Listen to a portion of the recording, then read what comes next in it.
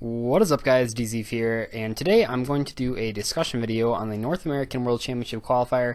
I think I've been kind of slacking on discussion videos over the past couple weeks. I've been very busy, but I wanted to talk about the WCQ because it's coming up in less than a month, and it's a pretty big deal. And today I kind of wanted to talk to people about if it's maybe your first nationals event, if it's an event you're considering going to but you're not quite sure if you want to go. I kind of just want to do a run through of the basics. This would be my fourth WCQ in a row that I've gone to, so I've been around the block and I kind of know what's going on. So first of all, should you go to this event? Absolutely. This will not be the farthest I've ever driven to a WCQ. The one in Nashville was, I think, 8 or 9 hours away from where I live, and we drove it. This one's only like 6. But even if you, honestly, I would say as long as it's under like 15 hours, I would probably drive to any location for the WCQ. Driving is exponentially cheaper than flying, obviously. If you have the funds to fly, by all means go for it. I find that, at least for college students, it's hard for me to get an entire group together that's willing to fly. And if not everyone in the group can take a plane because they can't afford it, then everyone just might as well drive. And you'll save a lot of money. It just takes a little bit more time. But when you drive, you have a lot more control over your schedule, when you get there, when you leave, etc. So there's kind of a give and a take, but obviously then it takes a lot longer. But anyway, I would say pretty much no matter what, if you can make it to any WCQ, you should absolutely go. And this goes for especially people that don't have their invite. I feel like this is a question I get asked, or I see people talking about a lot.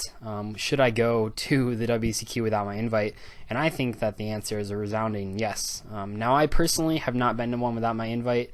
I didn't really play Yu-Gi-Oh! Very competitively until I tried to get my invite in the first place.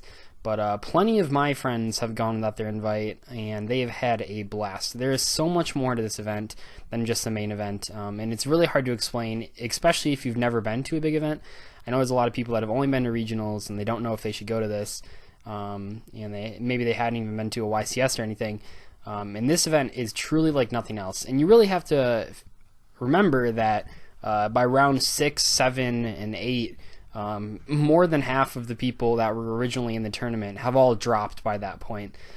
So even the people that do have invites are doing things besides playing in the main event. I mean, just think about how many X3 and X4 drops there will be by round 5 and 6. It's just incredible. And those people, they're not I mean, they're not going to win the event, obviously. They're dropping, but they still went. And I think what a lot of people miss is that there's just so much to do at this thing. It's out of all the events available to you, this will be the one with the most public events. It's also, besides like the anniversary events, like the 150th and the 100th and the 125th YCS, the WCQs are usually the biggest event with the most people there. And that means that there is plenty of room for tons of different public events, and they usually fill up really fast. There's just so much you can play in, so many different formats and whatever, and it's really just incredible. So even if you aren't playing in the main event, you have all Saturday and Sunday just to play a ton of different kinds of Yu-Gi-Oh! There's structured deck events, giant cards, regional flights, try to get your invite for next season. Pretty much anything that you can think of, there's a public event for it. And yes, on Friday there are the last chance qualifiers, which are, I don't know, I mean, I think it's, I've never played in one, but my friend Austin actually went last year with us without his invite, and he managed to win a last chance qualifier in his, I think it was like his second or third try. Last chance qualifiers are really great. I mean, they're usually only, I think they're, let's see if it was, I think they're only 8 people. They're either 8 or 16 people. It's only a couple rounds though. I think it should be 16 because I think you have to go 4-0. That makes sense. But it's really, you only have to win like 4 matches, and then you just get your invite. And I've already made a video about it like last year. I know I've gotten a lot of new subscribers, but the important thing to know that if you go to a last chance qualifier, first of all, is that you forfeit any previous invite you've earned. So my friends and I have always joked about doing like the the last chance qualifier challenge, which is just forfeiting your invite just to enter the event, because if you can't win a last chance qualifier, you're probably not going to do very well at nationals. But the real thing that I think you need to know is that last chance qualifier is right after you finish the tournament. If you win it, you have to fill out your deck list for the main event right there, and you don't have to take the exact deck that you won with, but you do have to fill it out right there. So if you're borrowing cards, it can become kind of complicated because you don't have a lot of time to figure out if you're going to get those cards that you borrowed. And if you played that deck with just like a cheesy deck like Chainburn or something, and you don't have a list ready, it could really catch you off guard. And I've known a lot of people that's happened to. If you watch some of the deck profiles of people at like Top 64 previous WCQs, some of them will say like, oh, like a last chance qualified, and I didn't have any time, so my side deck is just kind of thrown together or whatever. And that can really mess you up if you don't prepare for it. So just know that you do have to fill out your deck list right away. The other thing I want to talk about is that make sure you bring all the cards that you possibly think could be playable. Usually at these events, there's like one or two really obscure cards that become super popular on Friday before the event starts, and if you have that card, I legitimately would tell you, you can sell it for like $30, even if it's a common. I guess it'd be 3 years ago now, 2013 Nationals, it was the DNA Surgery was the big seller. That was a common card played against spellbooks, and it was like $30 to $50 on Friday because everyone needed it, and who the heck was bringing DNA Surgery to the event? I suppose in 2014, Fiend Comedian rose in price pretty exponentially on that day. On that Friday, Lightsworn was pretty underplayed as it turned out, but on Friday, boy, you could really sell Fiend Comedians for quite a lot of money.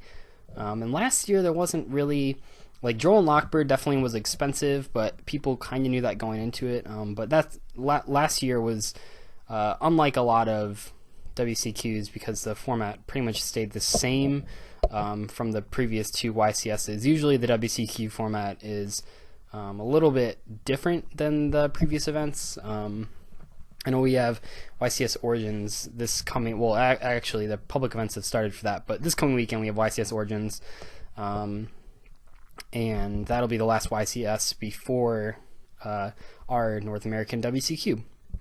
The last thing I want to mention about if you're actually playing in the event is that consistency is really, really important in this event. We're playing in a weird format where none of the top decks, well, I don't want to say none of the top decks because BA is fairly consistent, but the majority of the top decks are surprisingly inconsistent compared to previous years. There's not a deck like Nekroz where everything searches everything. Monarchs are, I don't want to say indisputably the best engine, but a lot of top players believe that Monarchs are the best engine. Pantheism is just one of the strongest cards in the game right now. Monarchs are probably the most consistent power deck out there, but like Fire King Cosmos, and just Cosmos in general, the way that they're set up, even though it seems like you'd have so many ways to get to Tin Can or so many ways to put out a huge board on the first turn, if you really sit down in a tournament, they do become quite inconsistent over like 9-10 rounds. But what you really have to think about at a WCQ is you're playing upwards of like 16 and 17 rounds if you're trying to go for gold. The Swiss is usually 10, 11, or 12 rounds, depending on how many people, and then seeing it cuts to top 64, not top 32, you have another extra round of single elimination tacked on. So while it's easy to, when you're playing a deck with like Brilliant Fusion, or like when you're playing a deck with Speedroid, take Tomborg, or when you're playing a deck with Baby Garunix, while you can, with those decks, you're kind of trading power for consistency, which is fine in general. And when you look at the Swiss rounds, you're just saying like, I'm going to draw the 3 of card more than the 1 of card, so you'll just outplay people for like 80% or 90% of the Swiss rounds, and then the last 10% when you draw the card, you're just accepting an auto loss. But there's really no room for that kind of error in the playoff rounds, just because it's single elimination. And if you draw that baby Grunix 2 times in one match in single elimination, you're not going to be happy, and you might be wishing you just played standard Cosmos. Actually, Demise Cosmos are looking pretty good going towards Nats. But anyway, you really want to focus on consistency because you're playing so many rounds, just way more rounds than you would ever play at a normal tournament. And once you get to that single elimination, it's basically like a whole nother small regional, just with the top 64 players of the North America. And also you can't lose at all. So there's a lot of pressure, and you really don't want your deck just pooping out on you without, like, if you're going to lose, you'd probably rather lose to your own mistake than your deck just not letting you play the game. It's a weird situation. But anyway, those are some of my basic tips for the WCQ. I'll probably make another video when we get closer to it on how I prepare for WCQs. But for now, that's all. So I'll see you guys later. Bye.